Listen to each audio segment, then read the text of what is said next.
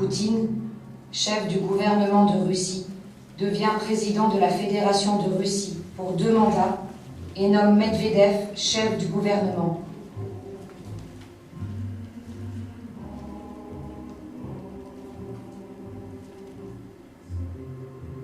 Octobre 2006, assassinat de la journaliste Anna Politkovskaya. 2008, Medvedev devient président de la Fédération et nomme Poutine chef du gouvernement. Décembre 2010, les élections présidentielles en Biélorussie, qui renouvellent le mandat présidentiel d'Alexandre Loukachenko, donnent lieu à une manifestation brutalement réprimée. 2011, première contestation du pouvoir de Poutine lors des élections législatives entachées de fraude massive. 2012, Poutine est réélu président de la République de Russie et nomme Medvedev à la tête du gouvernement.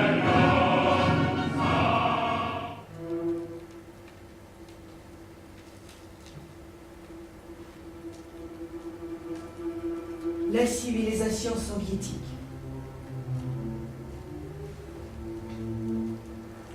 Je me dépêche de consigner ces traces. Des visages que je connais bien.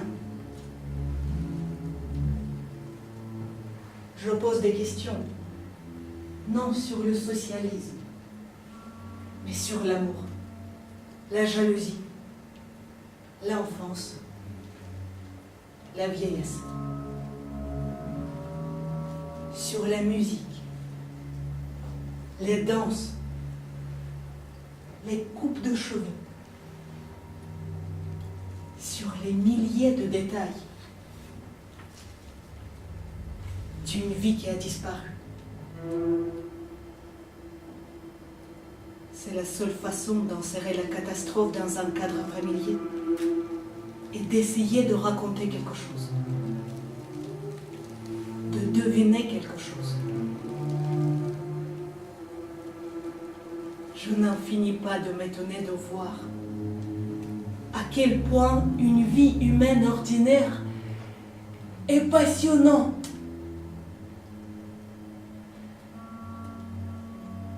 Une quantité infinie des vérités humaines.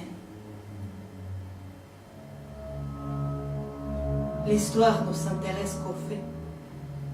Les émotions, elles, restent toujours en marche. Ce n'est pas l'usage de les laisser entrer dans l'histoire. Moi, je regarde le monde avec les yeux d'une littéraire et non d'une historienne.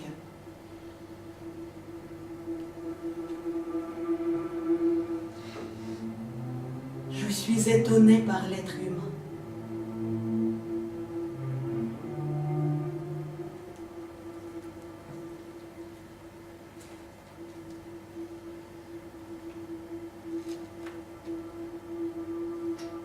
Mon père n'est plus là.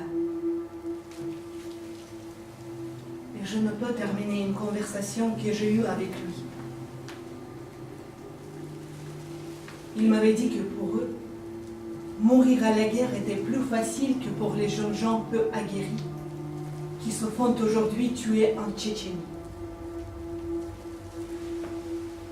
Dans les années 1940, ils sortaient d'un enfer pour entrer dans un autre.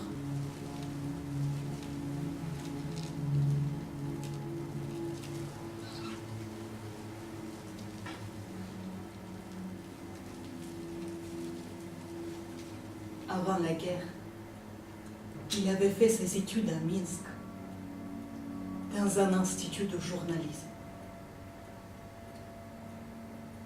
Il se souvenait que souvent, lorsqu'il revenait des vacances, il ne retrouvait pas un seul des professeurs qu'il connaissait. Tous avaient été arrêtés. Il ne comprenait pas ce qui se passait. Mais ils avaient peur. Aussi peur qu'à la guerre.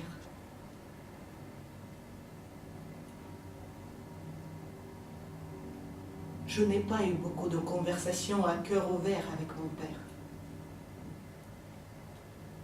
Il me plaignait. Et moi, est-ce que je le plaignais?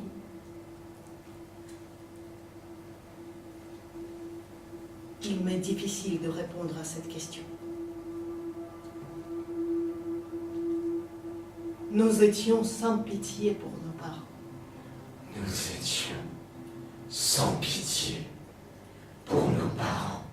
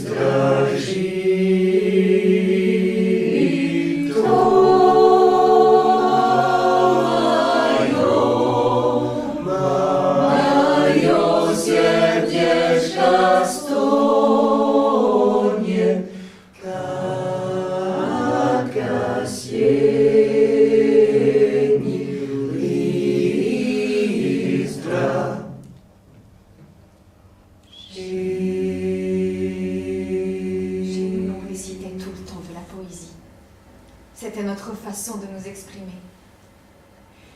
Mayakovsky, Svetlov. Mon préféré, c'est Semyon Goutsenko. Ceux qui vont mourir chantent, alors qu'il faudrait pleurer. À la guerre, le plus terrible, c'est juste avant d'attaquer. Nous avons tous grandi là-dedans. L'art aime la mort, et notre art à nous tout particulièrement. Le culte du sacrifice et de la mort violente, nous avons cela dans le sang. Vivre à se rompre la horte. Ah, les Russes, ils n'aiment pas mourir de leur belle mort, a écrit Gogol. Et Vysotsky chantait « Restez encore un peu au bord du précipice ». En avant pour la patrie ou la mort. J'apprenais à mes élèves qu'il faut se consumer au service des autres. Je leur parlais de l'exploit de Danko, qui s'était arraché le cœur de la poitrine pour éclairer le chemin de son peuple. On ne parlait pas de la vie, ou très peu. Les héros. Les héros. La vie était faite de héros, de victimes et de bourreaux. Il n'y avait personne d'autre. Мы все испытали, товарищи, друг. И там, где когда-то влюбленными шли, деревья теперь подросли.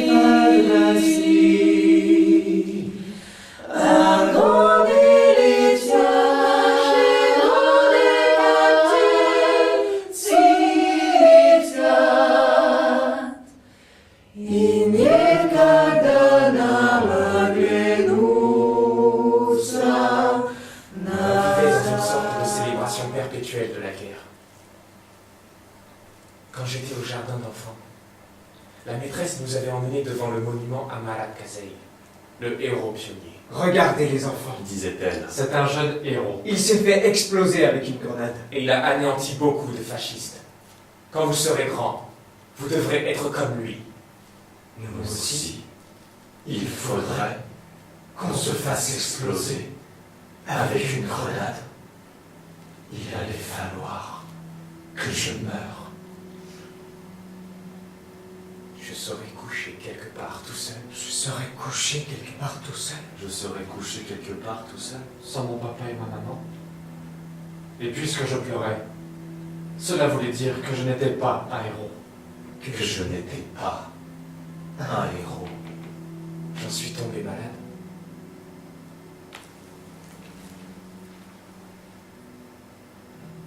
À l'école, mon rêve était de faire partie du détachement qui montait la garde devant la flamme éternelle, dans le centre-ville. On prenait les meilleurs élèves. On leur cousait des manteaux militaires. On leur donnait des chapkas et des cornes de l'armée. Ce n'était pas une corvée de se retrouver là, mais un grand honneur.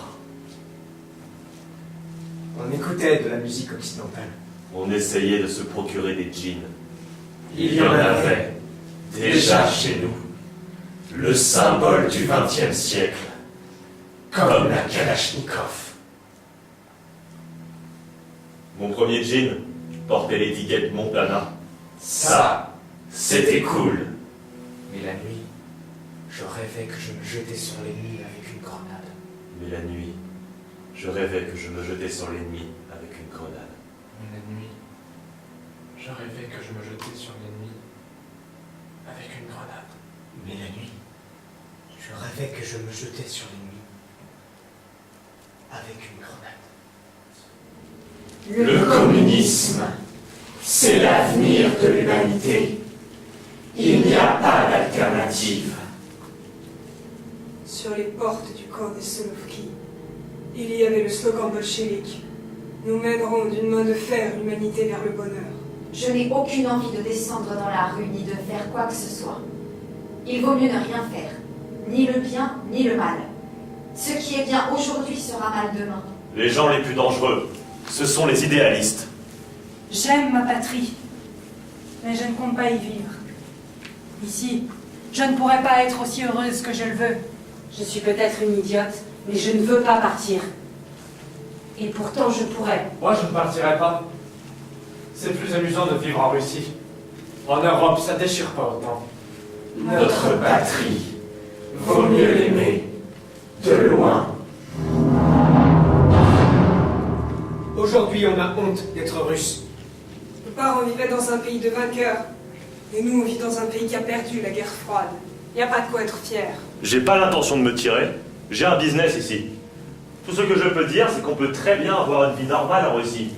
Il faut juste ne pas se mêler de politique. Tous ces meetings pour la liberté d'expression, contre les homophobes, j'en ai jusque là. Tout le monde parle de révolution. Le quartier de Roubiovka s'est vidé. Les riches quittent le pays. Ils transfèrent leurs capitaux à l'étranger. Ils ferment leurs palais à clé. Il y a des pancartes partout. À vendre.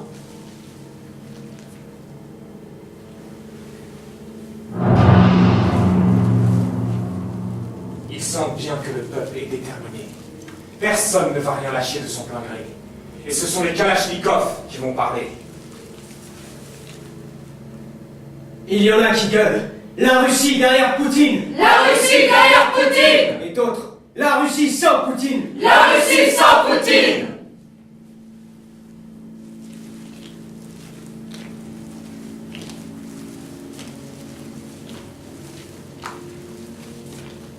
Et qu'est-ce qui va se passer quand le prix du pétrole baissera? Ou bien qu'on n'en aura plus besoin? Le 7 mai 2012, on a montré à la télévision le cortège triomphal de Poutine se rendant au Kremlin pour son investiture, traversant une ville complètement déserte. Personne, pas une seule voiture. La purification par le vide. Des milliers de policiers, de militaires, des membres des forces spéciales montaient la garde aux sorties de métro. Et devant les entrées des immeubles. Une capitale nettoyée des moscovites. Et de ces éternels bouchons. Une ville morte.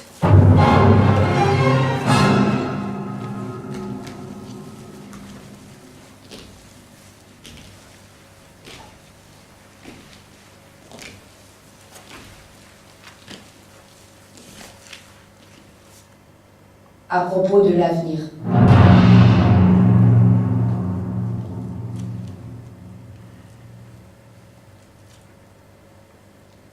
Le spectre de la révolution hante de nouveau la Russie. Le 10 décembre 2011 a eu lieu un meeting de 100 000 personnes sur la place Bolotnaya. Depuis, les manifestations de protestation n'ont pas cessé. De quoi discutent les garçons russes aujourd'hui? Que vont-ils choisir cette fois?